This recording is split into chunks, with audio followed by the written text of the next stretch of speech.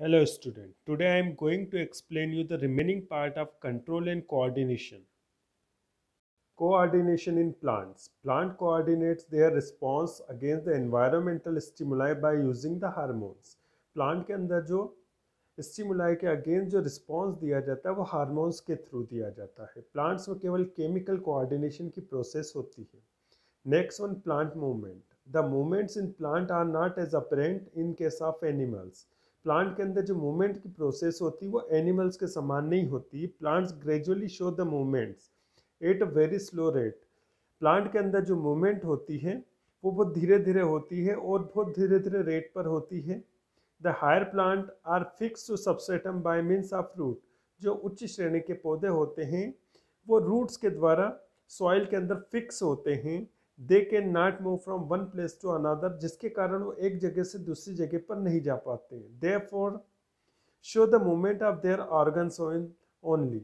इसी कारण जो प्लांट के ऑर्गन्स होते हैं उन्हीं के अंदर केवल मूवमेंट्स दिखाई देती है. Movements of curvature. These are change in the orientation of some plant's part in relation to other caused by the intrinsic internal or extrinsic external stimuli. वह प्लांट मूवमेंट जिसके अंदर प्लांट के जो पार्ट होते हैं आउटर स्टिमुलाई तथा internal stimuli के द्वारा केवल ओरिएंटेशन में चेंजेस शो करते हैं, उसको कर्वेचर मूवमेंट कहते हैं. The curvature movement can be growth movement और टर्गर मूवमेंट. जो कर्वेचर मूवमेंट होती है वो ग्रोथ मूवमेंट या टर्गर मूवमेंट होती है. दिस कैन बी स्पॉन्टेनियस और इंड्यूस्ड मूवमेंट. ये जो प्रोसेस होती है कर्वेचर मूवमेंट जो प्रोसेस होती है या तो स्पॉन्टेनियस होती है, ऑटोमेटिक होती है, या इंड्यूस किया जाता है मतलब पैराटोनिक मूवमेंट होती है. Classification of induced plant movement. There are two types of induced plant movement. First one, nestic movement. It is non-directional movement. ये जो movement होती है किसी एक particular direction में नहीं होती है. Non-directional induced variation movement that occurs due to the turgor changes. ये जो movements होती है turgor pressure में changes होने के कारण occurs होती है. These reveal the immediately response to stimulus but don't involve in growth. जैसे कोई स्टिमुलस इनके कांटेक्ट में आता है तो इनके टर्गर प्रेशर में कुछ चेंजेस होता है जिसके कारण ये मूवमेंट को शो करते हैं. ये जो ग्रोथ होती है, ये जो मूवमेंट होती है ग्रोथ से रिलेटेड नहीं होती है. Movement induced by the external stimuli like the light, temperature and touch. वह मूवमेंट जो कि एक्सटर्नल स्टिमुलाई लाइट के द्वारा, टेम्परेचर के द्वारा और टच के द्वारा होती है. There are two types. Cis monastic movement. Cis monastic movement, such movements occur in response to touch. ऐसी मूवमेंट जो टच करने पर या किसी शॉक लगने के कारण होती है उसको सिस मोनेस्टिक मूवमेंट कहते हैं. This movements are very quick and are best seen in the touch me not plant. इस टाइप की जो मूवमेंट है आपको touch me not plant mimosa pudica छुई के अंदर आपको देखने को मिलती है. क्योंकि जो छुई और लाजवंती का जो पौधा होता है वो सेंसिटिव पौधा होता है. If we touch the leaves of छुई प्लांट विथ आवर फिंगर, जैसे ही हम अपने फिंगर से छुई के पौधों की पत्ती को टच करते हैं, we find that all leaves immediately fold up and droop. तो जैसे ही आपने उनकी पत्तियों को टच किया है तो उसकी पत्तियां तुरंत फोल्ड अप हो जाती है और ड्रूप हो जाती है, नीचे की तरफ झुक जाती है. After some time leave regain the their original status. कुछ समय के बाद पत्तियां वापस फैल जाती है, अपनी पहले वाली कंडीशन में आ जाती है. हैर नो ग्रोथ इज इन्वॉल्व. इस मूवमेंट में कोई ग्रोथ इन्वॉल्व नहीं होती. Instead the plant cells change shape by the changing amount of water in them. ऐसा इसलिए होता है कि जब आप जैसे ही टच करते हैं तो सेल्स के अंदर का जो पानी होता है वो पीछे की तरफ मूव कर जाता है और सेल्स जो होती है एम्प्टी हो जाती है, जिसके कारण वो फोल्ड हो जाती है और ड्रॉप हो जाती है, नीचे की तरफ झुक जाती है. और ये सब टर्गर प्रेशर में चेंजेस के कारण होता है. As the touch me not plant respond to touch stimulus. और जो टच मी नॉट प्लांट होते हैं उसके लिए जो स्टिमुलस होता है वो टच होता है, मतलब उसको टच किया जाता है तो वो एज ए स्टिमुलस की तरह वर्क करता है. This phenomena is also commonly called thigmonasty. इस प्रकार की जो मूवमेंट होती है इसको थिग्मोनेस्टी भी कहते हैं. Second, nictinestic movement. the movement involving the diurnal variation in the position of flowers and leaves of many plants in day and night are called nictitating nesting और sleep movement। ऐसी movement जो flower की position में दिन व रात के प्रभाव से होती है उस मूवमेंट को निक्टिनेस्टिक मूवमेंट या स्लीप मूवमेंट कहते हैं। Nyctinastic movement include the photonastic movement and thermonastic movement. जो निक्टिनेस्टिक मूवमेंट होती है उसमें फोटोनेस्टिक मूवमेंट और थर्मोनेस्टिक मूवमेंट होती है, मतलब जो मूवमेंट होगी उसके ऊपर लाइट का भी इफेक्ट होगा और टेम्परेचर का भी इफेक्ट होगा। तो दिन के समय लाइट ज़्यादा होती है तो उस समय जो फ्लावर की जो पोजीशन होती है वो अलग होती है, लेकिन रात के समय जब लाइट नहीं होती है, टेम्परेचर कम हो जाता है, तो उस समय जो फ्लावर की पोजीशन होती है वो चेंज हो जाती है। तो ऐसी मूवमेंट निक्टिनेस्टिक मूवमेंट कहलाती है। फोटोनेस्टिक movement, if the diurnal variation in the position of plant part like flowers, leaves are caused by the light stimulus। जब इस प्लांट के अंदर जो मूवमेंट हो रही है उसके लिए स्टिमुलस वर्क करेगा लाइट, तो ऐसी जो मूवमेंट होगी उसको फोटोनेस्टिक मूवमेंट कहेंगे। Such non directional movement are called photonastic movement, और ऐसी जो नॉन डायरेक्शनल मूवमेंट है उसको फोटोनेस्टिक मूवमेंट कहते हैं। Example the dandelion flower, example है dandelion flower if open up the morning in the bright light. जो डेनलियन का फ्लावर होता है सुबह के समय जब लाइट बहुत ज़्यादा होती है तो ओपन हो जाता है, लेकिन जैसे ही वो इवनिंग के समय लाइट कम होती है तो वो क्लोज हो जाता है, फेड हो जाता है। Next one, thermonastic movement, if the diurnal variation in the position of plant part are caused by change in temperature of surroundings, such non-directional movement are called thermonestic movement। ऐसी plant movement जिसके अंदर stimulus thermo temperature होगा, तो temperature के कारण जो plant में movement होती है उसको थर्मोनेस्टिक मूवमेंट कहते हैं। सेकेंड, ट्रॉपिक मूवमेंट और tropism, it is directional movement और orientation of specific part of plant. ये जो मूवमेंट होती है किसी एक पर्टिकुलर डायरेक्शन में होती है, या प्लांट का कोई पर्टिकुलर जो पार्ट होता है किसी एक डायरेक्शन में मूवमेंट करता है। ये जो मूवमेंट होती है ग्रोथ से रिलेटेड होती है।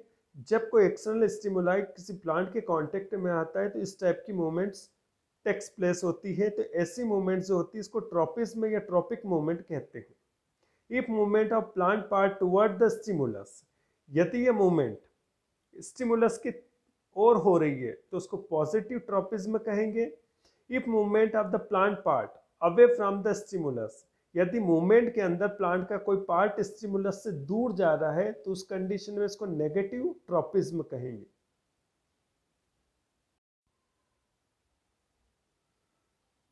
Types of tropism, there are 4 types of tropism या tropic movement. First one, phototropism, इसमें जो स्टिमुलाई होगा वो लाइट होगा। Those kind of movement occurs due to the light is called phototropism।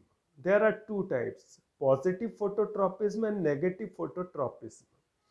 Positive phototropism, growth of stem toward to light। जो stem की growth होती है वो लाइट के डायरेक्शन में होती है, इसलिए इसको पॉजिटिव फोटोट्रॉपिज्म कहेंगे। Next one, negative phototropism. अब जो नेगेटिव फोटोट्रॉपिज्म होगा तो इसका एग्जाम्पल है ग्रोथ ऑफ रूट। जो रूट की ग्रोथ होती है लाइट के अगेंस्ट नीचे की तरफ होती है, इसलिए इसको नेगेटिव फोटोट्रॉपिज्म कहेंगे। जियोट्रॉपिज्म, ये जियोट्रॉपिक मूवमेंट, ये जो मूवमेंट्स होती है वो ग्रेविटी या ग्रेविटेशनल फोर्स के कारण होती है। ये भी 2 टाइप्स की होती है, पॉजिटिव जियोट्रॉपिज्म और negative geotropism.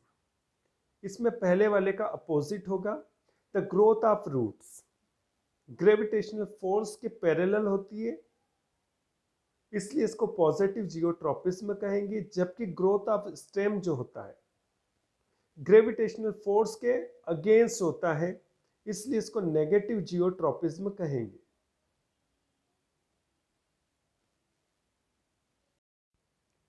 Chemotropism occurs due to the chemical substances.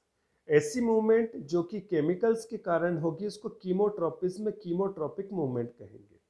There are 2 types, positive chemotropism और negative chemotropism. Germination of pollen tube towards the ovary due to the chemical which secreted by the stigma. जो pollen grain से इसके अंदर pollen tube का formation होता है, तो stigma के द्वारा कुछ केमिकल सिक्रेट किया जाता है जिसके कारण पोलन ग्रेन जर्मिनेट होकर पोलन ट्यूब फॉर्म करते हैं। तो ये जो पोलन ट्यूब का फॉर्मेशन हुआ, मूवमेंट हुई है, ये केमिकल्स के कारण हुआ और ये केमिकल सिक्रेट किया जाता है स्टिग्मा के द्वारा, इसलिए इसको पॉजिटिव कीमोट्रोपिज्म कहेंगे। Next one hydrotropism occurs due to the water. ऐसी मूवमेंट्स जो वाटर के कारण होगी उसको हाइड्रोट्रोपिज्म कहेंगे। Bending of root towards water, जो रूट्स होती है वो वाटर की तरफ झुक जाती है, तो इसको कहेंगे positive hydrotropism. Next one plant hormones या फाइटो हार्मोन्स या प्लांट ग्रोथ रेगुलेटर्स। जो प्लांट हार्मोन्स होते हैं ऑर्गेनिक केमिकल सब्सटेंस होते हैं जो प्लांट्स के द्वारा सिक्रेट किए जाते हैं। First one plant hormones is auxin. अब देखेंगे इनके functions. These promote cell enlargement and cell differentiation in plants. ये छोटी सेल्स को साइज में एनलार्ज कर देता है और सेल को डिफ्रेंशिएट करता है ताकि सभी सेल्स अलग अलग फंक्शन कर सके। These also promote the stem and fruit growth. ये स्टेम तथा फ्रूट की ग्रोथ को स्टिमुलेट करता है। These regulate the important plant growth movement tropism. इस हार्मोन्स के कारण ट्रॉपिज्म जो ट्रॉपिक मूवमेंट होती है वो इंड्यूस्ड होती है। This induce the parthenocarpy. ये जो हार्मोन्स होता है प्लांट के अंदर पार्थिनोकार्पी की प्रोसेस को इंड्यूस करता है ताकि प्लांट के अंदर विदाउट फर्टिलाइजेशन न्यू फ्रूट का फॉर्मेशन हो सके। सेकेंड प्लांट हार्मोन गिबरेलिन या जिब्रेलिन। देखेंगे इसके function. This promote the cell enlargement and cell differentiation. यह हार्मोन्स भी सेल को एनलार्ज करता है तथा सेल को डिफरेंशिएट करता है ताकि सभी सेल्स अलग अलग फंक्शन को परफॉर्म कर सके। These also promote growth in stem and fruits. ये भी स्टेम की ग्रोथ तथा फ्रूट की ग्रोथ को इंड्यूस करता है। Rosette plant show the profuse leaf development. Rosette plant जो होते हैं जिनके अंदर जो लीफ होती है वो बंच में क्लस्टर में होती है तो उसके डेवलपमेंट को इंड्यूस करता है। These also induce the parthenocarpy in many plant. बहुत से प्लांट के अंदर पार्थिनोकार्पी की जो प्रोसेस है इसको इंड्यूस करेगा। Next plant hormone is cytokinase. This promote the cell division in plant. ये प्लांट के अंदर सेल डिवीजन की प्रोसेस को प्रमोट करता है जिससे प्लांट के अंदर ज़्यादा से ज़्यादा सेल डिवाइड होने लगती है। They play vital role in the photogenesis in plant. They play vital role in the morphogenesis in plant. ये प्लांट के अंदर मार्फोजेनेसिस की प्रोसेस को परफॉर्म करता है। मार्फोजेनेसिस का मतलब है सभी सेल्स अलग अलग फंक्शन करेगी उनके स्ट्रक्चर के according. These help in the breaking the sheet dormancy and buds. ये जो शीट की डॉर्मेंसी होती है, स्लीपिंग जो टाइम होता है शीट और बर्ड्स का, उसको ब्रेक कर देता है ताकि शीट जल्दी से जर्मिनेट होती है और बर्ड्स जल्दी से फ्लोरिश हो जाती है, मतलब फूल जाती है या फूल खिल जाते हैं। They delay the ageing in leaves. ये पत्तियों के अंदर जो एजिंग होती है, जल्दी जो गिरने की प्रक्रिया होती है, इसको रोकता है।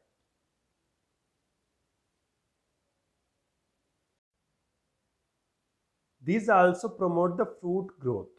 जो फ्रूट होते हैं उसकी ग्रोथ को भी प्रमोट करता है। नेक्स्ट हार्मोन इज इथिन, ये इथाइलिन। अब इसके फंक्शन देखेंगे। It promotes the growth and ripening of fruits. ये जो फ्रूट्स होते हैं उसकी ग्रोथ को इंड्यूस करेगा तथा फलों को पकने में हेल्प करेगा। Its help in breaking seed dormancy and bud dormancy. जो शीट की जो स्लीपिंग पीरियड होती है और बर्ड की जो स्लीपिंग पीरियड होती है उसको ब्रेक करता है ताकि शीट जल्दी से जर्मिनेट हो सके और जो बर्ड्स होती है वो फ्लावर में कन्वर्ट हो सके। It stimulate the formation of separation layer in leaves, flower and fruits. ये लीव्स के अंदर एक सेपरेट लेयर फॉर्म करता है जिससे फ्रूट और फ्लावर जल्दी से राइपन हो जाते हैं, पक जाते हैं। It's promote the yellowing and sensation of leaves. इसके कारण पत्तियां पीली पड़ जाती हैं और वो झड़ जाती हैं। Next plant hormone abscisic acid ABA। अब इसके फंक्शन देखेंगे। It's promote dormancy in sheet and bird, कि शीट के स्लीपिंग पीरियड को कम करता है तथा बर्ड के स्लीपिंग पीरियड को कम करता है। It's also promote the closing of stomata, thus the effect of wilting of leaves. ये स्टोमेटा को क्लोज कर देता है, जिसके कारण जो लीव्स होती है उसमें विल्टिंग या विल्गन की प्रक्रिया होती है, जिससे पत्तियां जल्दी गिर जाती है। It's also promote the falling of leaves. ये पत्तियों के झड़ने में भी महत्वपूर्ण रोल प्ले करता है।